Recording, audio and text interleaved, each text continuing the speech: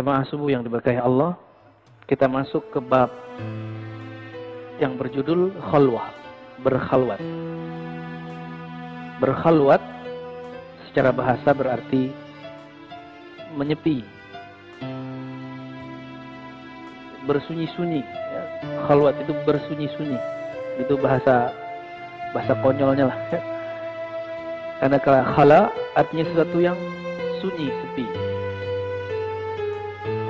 Ini adalah salah satu daripada ruknut tariq, salah satu daripada rukun tariqah, rukun tasawuf.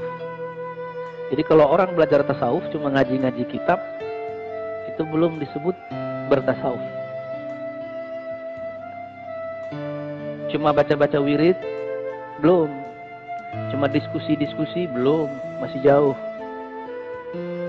Kalau cuma ngaji kitab namanya ilmu tasawuf. Di kampus banyak profesor doktor pakar ilmu tasawuf. Di pesantren banyak kiai-kiai ngerti kitab tasawuf. Tapi apakah dia bertasawuf belum tahu. Maka jangan heran beberapa kiai-kiai yang tidak bertasawuf secara amali, mereka sering malah mengejek ahli-ahli zikir. Usah belajar zikir tergila. Para kiai. Kiai macam apa begitu? Ya. Berhenti aja jadi kiai ya. Kalau nggak mengerti, uskut. Falyakul khairan au liyasmut. Itu sunnahnya. Kita coba lihat penjelasan daripada Imam Zarruq. Imam Zarruq ini salah satu mujaddid dalam ilmu kerohanian. Dia pakar mazhab Maliki dan menguasai tarekat Sufi. Tariqahnya namanya Syaziliyah. Beliau punya kitab banyak dan sangat bagus sekali. Bisa menjadi jawaban bagi orang yang bertanya tentang apa itu tasawuf. Judul kitabnya Qawaidut Tasawuf, kaedah-kaedah tasawuf. Semua persoalan tasawuf dia jawab. Kata orang kalau udah sufi gila, dia jawab. Kata orang kalau sufi itu nanti meninggalkan dunia, dia jawab. Itu nggak benar semua. Kata orang kalau sudah jadi wali nggak sholat, itu nggak benar semua. Dia jawab dengan dalil yang kuat. Nah, di sini beliau menjelaskan mengenai apa itu khalwah. Kita sudah pernah membahas tentang uzlah. Uzlah itu menjauhkan diri dari keramaian. Masuk ke hutan, masuk ke goa. Itu uzlah. Salah satu perintah di akhir zaman, kalau tidak mengerti peta fitnah akhir zaman, dianjurkan untuk uzlah. Ke gunung-gunung, ke hutan-hutan, supaya tidak terkena kekacauan akhir zaman. Cuma dasar iblis berbaju ustadz, manfaatin ustadz yang bahas akhir zaman. Akhirnya mereka sekarang lagi buat rumah akhir zaman. Gimana buatnya? Buatnya tengah bukit atau tengah kebun buat perumahan. Itu bukan yang Nabi maksud. Yang Nabi maksud itu sendiri, pergi ke dalam hutan sendiri. Kalau buat kompleks di tengah hutan, itu bukan perumahan akhir zaman. Itu namanya ihya'ul mawad. Menghidupkan tempat yang tadinya tidak diolah. Tapi dasar umat ini lugu, percaya-percaya aja. Padahal lagi ada yang nipu tuh, ada setan nyamar. Hati-hati. Maka ustadz-ustadz akhir zaman yang membahas akhir zaman harus hati-hati dengan si pembisik-pembisik yang sebenarnya dia setan itu. Setan bertubuh manusia. Dia lagi bisnis, manfaatin agama. Umat betul lugu. Kita sudah berapa kali Pak dengar berita orang ketipu karena kafling atas nama agama, benar ya? Maka saya mengajak agar umat jangan terlalu lugu, jangan mudah ditipu dengan penampilan. Mulai kritis. Jangan kritis sama dalil doang. Mana dalilnya? Mana dalilnya? Semuanya harus dikritisi. Kecuali kepada guru yang benar-benar guru, maka kita beradab di depan beliau. Sama orang yang nyamar-nyamar gitu gak usah ya.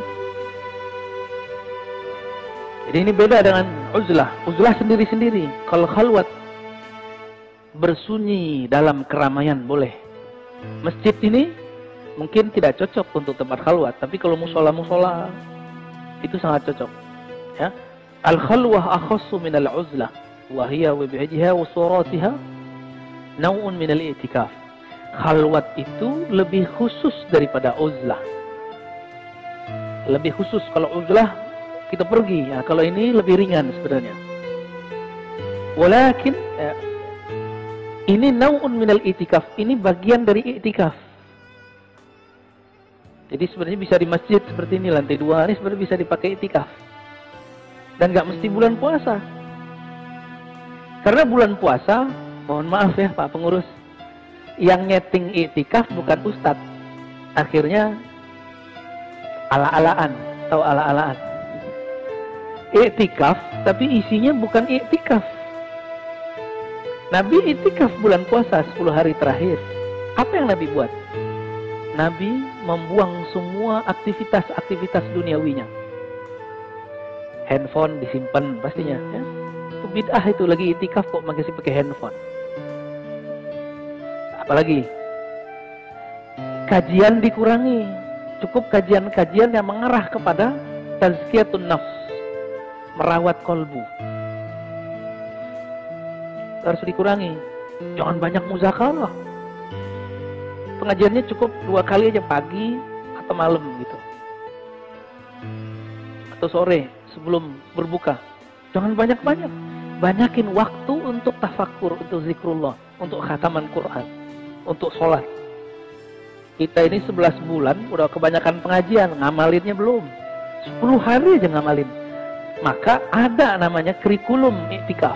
Nanti kalau mau buat i'tikaf di sini saya kasih kurikulumnya, dan saya ijazahkan. Nanti kita ada namanya risalatul i'tikaf, risalah i'tikaf. Ada panduannya dari bangun tidur sampai mau tidur lagi. Bahkan kalau perlu nggak usah tidur. Cuma 10 hari.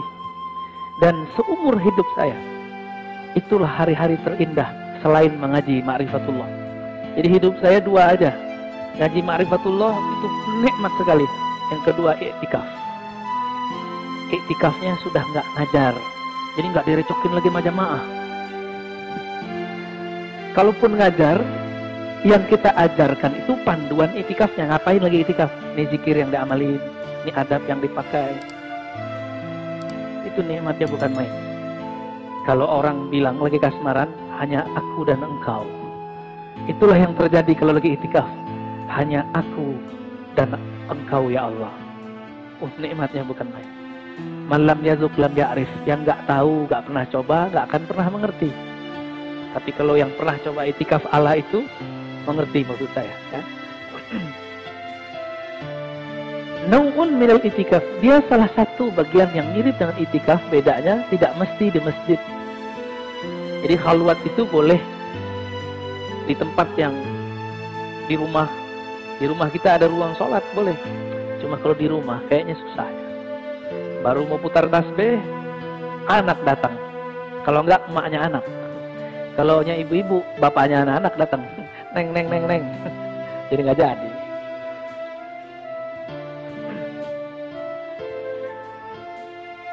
Walakin la fil masjid wa rubama kanat fi. Boleh di masjid, boleh di luar masjid. Nabi sebelum beliau bertugas jadi seorang rasul, beliau sudah nabi. Di mana beliau berkhalwat? Gua Hira. Nabi Musa Tur Sina. Nabi Yunus Goa Nun, perut ikan. Semuanya berkhalwat. Maka saya sangat menyarankan kepada santri-santri yang berkader jadi dai, dia harus belajar khalwat kepada mursyid-mursyid thariqah. Supaya mata nggak hijau melihat amplop sama ngelihat jamaah. Bagi dia sama aja, mau jamaah banyak, mau sedikit sama. Kalau si dai ini tidak kenal Allah, tidak mengenal bahwa Allah ini maha memberi rezeki, maka dia marah jika kurang dihargai dengan amplop yang tipis. Ini serius Pak.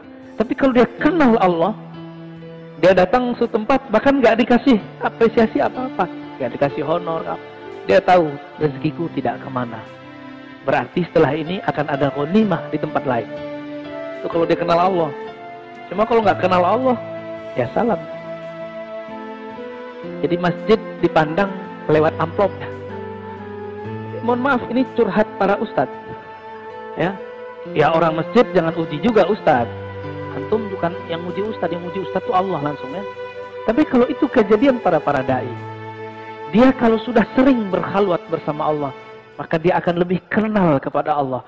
Kalau dia sudah kenal Allah, dia sudah tahu pola-pola Allah memberi rezeki. Ya. Jadi jangan jadi Ustadz dai penceramah dulu kalau belum pernah khalwat. Minimal 40 hari, 10 hari, 10 hari, 10 hari, 10 hari. Ya, mau jadi Ustadz kan? Khalwat dulu nih santri saya nih. Dulu belum bisa baca kitab sampai bisa baca kitab. Nggak ngerti di luar. Bahasa Arabnya sama kayak orang di luar negeri. Kelas 5. Kelas 5 itu kelas berapa tuh? Kelas 2 ya. 2 SMA atau kelas 1 SMA saya udah ngajar pakai bahasa Arab. Mereka. Cuma kita kasih tahu dari dulu. Ustadz itu nggak hanya bisa baca kitab kuning. Nggak hanya yang bisa bahasa Arab. Kalau bisa bahasa Arab doang, orang Arab baru lahir bisa ngomong bahasa Arab. Bener? Ya, yang tinggal di Condet mah bisa pakai ane-ente, kif halok ya, bisa. Bukan itu. Ad-da'i ilallah, orang yang mengajak kepada Allah adalah orang yang tahu jalan kepada Allah. Saya mau ngajak Bapak Ibu ini ke puncak, tapi nggak tahu jalan ke puncak, diajak ke Banten. Kebetulan di sana ada namanya puncak. Tersesat ya? Muter-muter nggak? Oh itu kejadian. Saya datang ke suatu tempat, kita bilang ke sopir angkot, Pak, saya mau charter Anda, tapi kamu tahu nggak alamat ini? Oh saya tahu. Beneran? Tahu? 3 kali saya nanya. Oh saya tahu. Kita diajak ke selatan, padahal kita mau ke utara Pak. Itu kejadian. Maka da'i ini ada 2. Ad-da'i ilallah, da'i kepada Allah.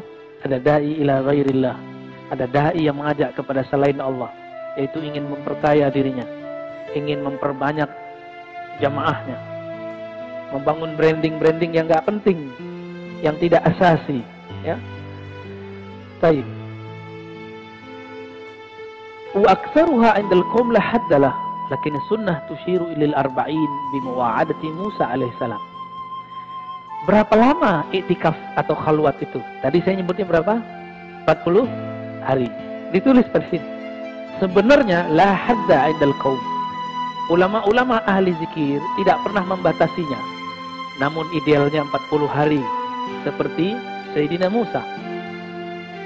Sebenarnya juga khalwatnya Sayyidina Musa tidaklah 40 hari, hanya 30 hari.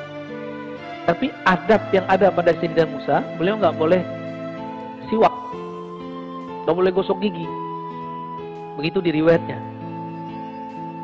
Selesai berkalam-kalam dengan Allah, itu Nabi Musa nggak tahu makan apa enggak atau 30 hari. Udah sama Allah aja. Tiba-tiba berhenti dialog dengan Allah, dia merasa mulutnya bau.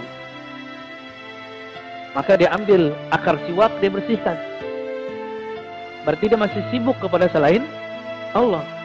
Maka turunlah Sayyidina Jibril bawa perintah dari Allah, hai Musa, sempurnakan 10 hari lagi. Jadi para nabi itu dulu kalau melanggar adab, itu tambah itikaf 10 hari, satu adab. Itu nabi dahulu Pak. Kalau ulama sekarang zamannya rukhsah. Bener, mau di rukhsah ya. Tapi masih ada kiai kita yang ketat. Ya, di Banten ada Abu Yamun Fasir ya. Itu kalau datang cuma minum air putih. Berapa hari? 14 hari. Wajib. Itu beliau orang lama hidup di zaman modern gitu-gitu. Paham gak maksudnya? Itu orang harusnya hidupnya di zaman sebelum Nabi Muhammad. Tapi adanya sekarang Pak. Itu yang disebut salaf beneran tuh ya. Orang salaf tuh begitu. Ini salaf giliran ini itu bid'ah ya. Kerja bakti bid'ah, makan-makan bareng-bareng gak bid'ah. Itu beliau minum air aja Pak santrinya. Dan santrinya gak kabur tuh. Mereka dengan senang hati melakukan puasa, riyadhah, membuang hajat kepada makan dan minum. Hidup-hidup aja tuh beliau malah sehat ya. Lebih sehat dari kita yang makan. Jauh lebih sehat dari ente tuh badannya tuh. Wal qasdu fil haqiqah salasun. Pada dasarnya 30 hari. Idh hiya aslul muwa'adah. Karena pada dasarnya dari 30 digenapkan menjadi 40 ya. Wa aqalluha 'ashratun li'tikafihi sallallahu alaihi wasallam. Minimal i'tikaf itu 10 hari. Ini versi kitab, Pak. Kalau versi saya enggak. Aqalluha yaum wa lailah. Minimal 1 hari 1 malam. Bahkan kalau guru saya yang pemurah, kamu tidak bisa sehari semalam, ya sudah 1 jam bersama saya. Itu ada guru kita yang ngomong begitu. Tapi beliau ngomongnya masih apa, Pak? Sama orang alim. Orang alim bisa menanggalkan kealimannya 1 jam, usul kepada Allah. Langsung sampai kepada Allah. Langsung dia diterima di sisi Allah. Orang alim. Kalau orang-orang Badung kayak kita ini, gak cukup 1 jam, Pak. Harus berjam-jam, ya. Apa tujuannya? Tathhirul qalbi min adnasil mulabasah. Membersihkan kolbu dari kotoran yang disebabkan jika kita bergaul banyak dengan orang. Kita ini 2 aja, mempengaruhi, dipengaruhi. Bener gak? Antum nih, kalau nggak kita yang rame, kita diramein orang. Khalwat itu gunanya supaya mensterilkan kolbu dari kita jadi penyebab orang lain kena noda-noda akhlak. Itu lebih kurang. Wa ifradul qalbi li dzikrin wahidin. Lalu, ini